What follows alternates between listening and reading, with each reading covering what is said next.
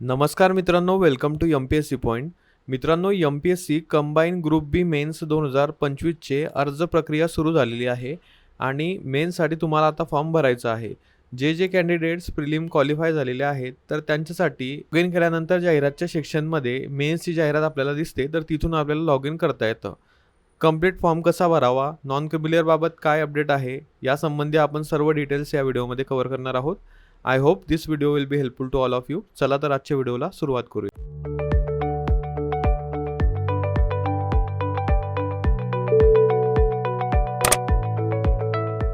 तर बघा, अर्ज करण्यासाठी तुम्ही ऑलरेडी प्रिलिम पास झालेला आहात, म्हणजे तुमचं एम-पी-एस-सीच्या वेबसाईटला प्रोफाईल किंवा लॉग इन आहे. त्यामुळे आता तुम्हाला डायरेक्टली mpsconline.gov.in/candidate वेबसाईटवर येऊन लॉग इन या बटनावर क्लिक करायचं. इथे तुमचा रजिस्टर्ड ईमेल आय डी आणि मोबाईल नंबर टाकून पासवर्ड टाकून लॉग इन करायचं. लॉग इन झाल्यानंतर मित्रांनो, इथे दोन गोष्टी महत्त्वाच्या असतात. पहिल्यांदा, तुमची प्रोफाईल जर कम्प्लिटली अपडेटेड असेल तर डायरेक्टली तुम्ही ऑनलाईन ॲप्लिकेशनमध्ये जाऊन ॲप्लाय करू शकतात. पण जर तुम्हाला प्रोफाईलमध्ये काही चेंजेस करायचे असतील तर ते देखील तुम्ही आता करू शकतात.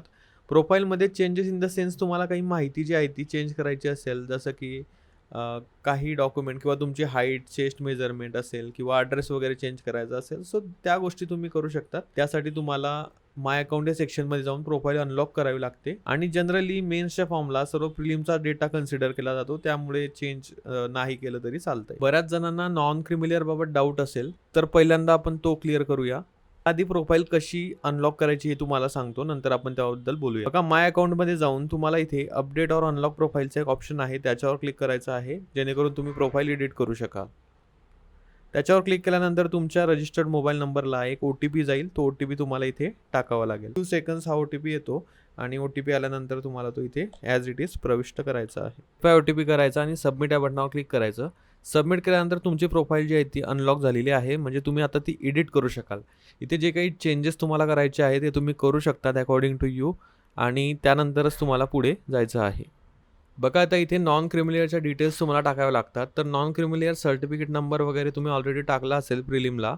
तर महत्त्वाची गोष्ट इथे बघा, ही जी जाहिरात आहे त्यामध्ये आपल्याला सांगितलेलं आहे की जे नॉन क्रिमिलियर असेल तर ते सन 2025-26चं असलं पाहिजे, म्हणजे या आर्थिक वर्षाचं ते नॉन क्रिमिलियर तुम्हाला लागणार आहे. आणि प्रिलिम्सला जे तुम्ही टाकलं होतं तर तेच नॉन क्रिमिलियर तुम्हाला इथे चालणार आहे. सो जरी तुमचं नॉन क्रिमिलियर 25-26 या वर्षाचं असेल, आर्थिक वर्षाचं, तरी ते देखील इथे. आणि ज्यांचं मार्च 2027पर्यंत व्हॅलिड असेल तर त्यांना तर म्हणजेच काहीही करण्याची गरज नाही, त्यांचं ऑलरेडी व्हॅलिडच आहे. मार्च 27 असेल किंवा मार्च 28 असेल ज्यांचं, त्यांचं ऑलरेडी व्हॅलिड आहे. पण आयोगानुसार इथे मार्च 2026च्या आधीचं देखील असलं तरी चालेल. डिटेल्स सेव्ह करून झाल्यानंतर इथे सेव्ह या बटनावर क्लिक करायचं आहे. सेव्ह केल्यानंतर सेकंड स्टेपला तुम्ही जाऊन परत चेक करा आणि पुढे जा. त्यानंतर थर्ड स्टेपला जायचं. थर्ड स्टेपला देखील काही हॉबीज वगैरे जे टाकायचे असतील त्या तुम्ही ते टाकू शकतात. तर या सर्व डिटेल्स भरून झाल्यानंतर तुम्हाला सबमिट अँड लॉक प्रोफाईलवर क्लिक करायचं आहे. इथे क्लिक केल्यानंतर कन्फर्म या बटनावर क्लिक करा. तर आता तुमची प्रोफाईल कंप्लीट रेडी झालेली असेल. तर रेडी झाल्यानंतर ऑनलाईन ॲप्लिकेशन इथे जाऊन तुम्हाला इथं महाराष्ट्र गट व अराजपत्रित सेवा संयुक्त मुख्य परीक्षेची ॲड दिसेल. त्यापुढे तुम्हाला व्ह्यू या बटनावर क्लिक करायचं आहे. व्ह्यू केल्यानंतर मित्रांनो, इथे तुम्हाला सर्व डिटेल्स दिसतील जाहिरातीच्या, आणि इथे चेक इलिजिबिलिटी नावाचं एक बटन दिसेल. तर इथे इलिजिबिलिटी चेक करायची आपली, आणि तुम्हाला इथे येईल बघा, यू आर इलिजिबल. सगळ्या पोस्टसाठी तुम्ही इलिजिबल असाल. सो इथे टिक करायचं. बघा, हे जे टिक करण्यासाठी आपल्याला आहे, तर इथे सगळ्या ज्या पोस्ट तुम्हाला हव्या आहेत, म्हणजे कुणाला PSI नको असेल तर ते आत्ताच इथे अनटिक जर केली तर तुमचं PSIच्या रिझल्टमध्ये नाव तुम्हाला दिसणार नाही. त्यामुळे जी पोस्ट हवी आहे, ज्या पोस्ट तुम्हाला आवडतील मिळाला तर घ्यायला, तर त्या इथे सर्व टिक करायच्या, आणि इथे खालीवर तुम्ही या ॲरोजने त्यांना सरकू शकतात. तो ते ज्याप्रमाणे तुम्हाला ऑर्डर लावायची असेल त्याप्रमाणे तुम्ही लावू शकता. सो हे ऑर्डर लावल्यानंतर ॲप्लाय या बटनावर क्लिक करायचं. ॲप्लाय केल्यानंतर बघा, इथे आता डॉक्युमेंटचे ऑप्शन्स तुम्हाला येत आहे. अपलोड और सिलेक्ट डॉक्युमेंट्स. इथे तुम्हाला सर्व जे डॉक्युमेंट्स आहे ते व्यवस्थित अपलोड करायचे आहे. 10th और इक्विवलंट एक्झामिनेशन प्रूफ, इथे सगळे टिक करणे गरजेचं आहे. सर्व डॉक्युमेंट्स टिक केलेले असावे आणि अपलोडेड केलेले असावे. जर तुमचे ऑलरेडी व्यवस्थित अपलोड असतील तर तुम्हाला इथे कुठलाही डॉक्युमेंट परत अपलोड करण्याची गरज पडणार नाही. आणि इथे बघा, प्रूफ ऑफ नॉन क्रिमिलियर म्हणून तुम्हाला दिसेल. व्हॅलिडिटी ऑफ इयर 25-26 म्हणजे मार्च 2026पर्यंत जरी व्हॅलिड असलं तुमचं तरी तुम्हाला ते चालणार आहे. इथे तुम्हाला नव्याने कुठलंही नवीन अपलोड करण्याची गरज नाही. आणि जेव्हा मी त्यांना कॉल केला तेव्हा त्यांच्याशी बोललो मी आयोगाच्या हेल्पलाईनवरती. तेव्हा त्यांना सांगितलं जर जुनं अपलोड केलं असेल आणि आता नवीन काढलं तर ते टाकलं चालतं का? तर ते बोलले मला की दोघंही एकाच PDF मर्ज करून तुम्ही अपलोड करू शकतात. त्यांचं बोलणं देखील थोडं ॲम्बिग्युअस असतं, कळत नाही वगैरे. पण ठीक आहे, आपल्याला ते कळालेलं आहे की valid for the financial year 2025 आणि 26. ओके. इथं बघा एक provide answers for the following questions. How do you want to self identify your gender? 1 for male, 2 for female. तर तुमचं जे जेंडर असेल ते इथे टाकायचं आहे तुम्ही. आपण मेल आहे तर मेलसाठी 1 टाकूया. आता इथे डॉक्युमेंट्स कुठले अपलोड करायचे तर ते तुम्हाला सांगतो. बघा 10th or equivalent examination proof. इथे तुम्ही काय अपलोड करायला पाहिजे, म्हणजे जनरली मी काय केलेलं आहे ते सांगतो. ज्यांना कुणाला या डॉक्युमेंट्सविषयी अडचण असेल तर त्यांनी कम्प्लिटली या व्हिडिओवर डिपेंड न राहता आयोगाच्या हेल्पलाईन नंबरला एकदा कॉल करून तिथे बोलायचं आहे. व्हिडिओमध्ये सांगितलेली माहिती केव्हा एक्स्ट्रीम कंडिशनमध्ये चुकू शकते, पण जनरली सर्व व्हेरीफाय करूनच मी इथे टाकत असतो. तर बघा इथे जे प्रूफ ऑफ तुमचं इक्विव्हॅलंट एज्युकेशन एक्झामिनेशन 10thचं जे प्रूफ आहे तर ते आपण इथे SSCचं सर्टिफिकेट अपलोड केलेलं आहे. ते SSC सर्टिफिकेट तुम्हाला इथे अपलोड.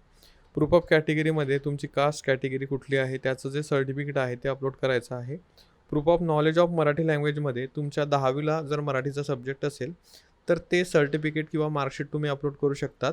बघा इथे आपण केलेलं आहे, सर्टिफिकेटच अपलोड केलेलं आहे ज्यामध्ये तुमचा मराठी विषय हा असा दिसला. त्यानंतर प्रूफ ऑफ डोमेसाईल, तुमचं domicile certificate. Proof of educational qualification. आता हे खूप महत्त्वाचं आहे. तुमचं एज्युकेशनल क्वालिफिकेशनचं प्रूफ इथे विचारतात, त्यामुळे ते टाकणं तुम्हाला गरजेचं आहे. आता प्रूफ ऑफ एज्युकेशनल क्वालिफिकेशन जर तुमचं ग्रॅज्युएशन असेल फक्त तर तुमचं ग्रॅज्युएशनचं सर्टिफिकेट टाका. पोस्ट ग्रॅज्युएशन असेल तर पोस्ट ग्रॅज्युएशन आणि ग्रॅज्युएशन दोघांचे सर्टिफिकेट एका PDF करून तुम्ही अपलोड करू शकतात. एक्झाम सेंटर इथे आपल्याला निवडावं लागेल. त्यानंतर डिक्लेरेशन टिक करून पे फीज या बटनावर तुम्हाला लोकेशन टाकून क्लिक करायचं आहे.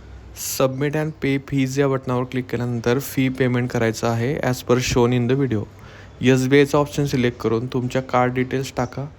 कार्ड डिटेल्स टाकल्यानंतर OTP तुम्हाला टाकावा लागेल, तो OTP टाका. OTP टाकून झाल्यानंतर तुमचं पेमेंट सक्सेसचा मेसेज तुम्हाला येणार आहे. आणि त्यानंतर तुम्ही एक इन्शुअर करायचं की तुम्ही जो फॉर्म भरलेला आहे त्याची फीस पेड झालेली आहे किंवा नाही. फीज पेड तुम्हाला इथे दिसेल.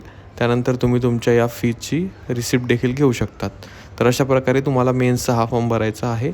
I hope this video will be definitely helpful. Video आवडल्यास लाईक करा, चॅनल नवीन असाल सबस्क्राईब करा. Thank you for watching.